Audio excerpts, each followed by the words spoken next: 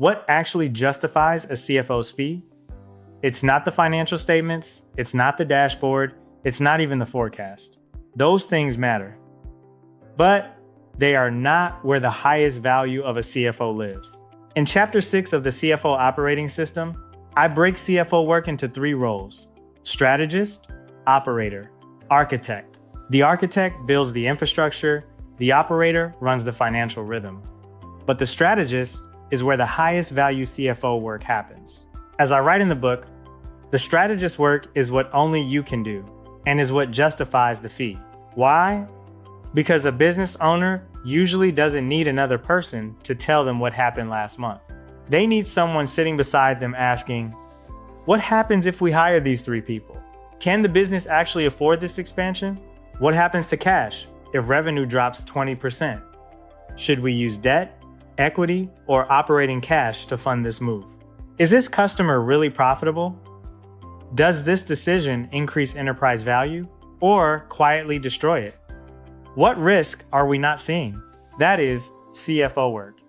The bookkeeper records the transaction. The accountant makes sure the numbers are right. The controller creates financial discipline. But the CFO takes all of that information and asks, so what should we do next? That distinction matters. Because I see businesses sometimes judge the value of a CFO by the number of reports produced or hours spent inside the accounting system. I think that's the wrong measurement. The value is in better decisions. A CFO might spend hours building a model, but the value isn't the spreadsheet.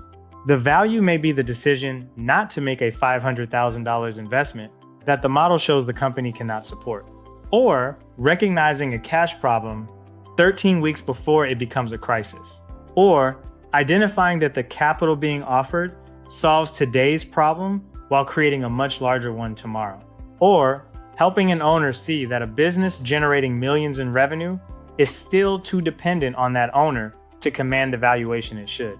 That's why strategic CFO work is different. You aren't paying for reports. You're paying for visibility. You're paying for judgment. You're paying for someone to see around the corner before the business gets there. And that requires the other two roles too. The architect builds the systems that produce reliable information. The operator creates the cadence that keeps those systems alive. The strategist turns that information into decisions. All three matter. But ultimately, the CFO's greatest value isn't telling you what happened, it's helping you decide what happens next. I explore this distinction and the complete strategist, operator, architect framework in Chapter 6 of the CFO operating system.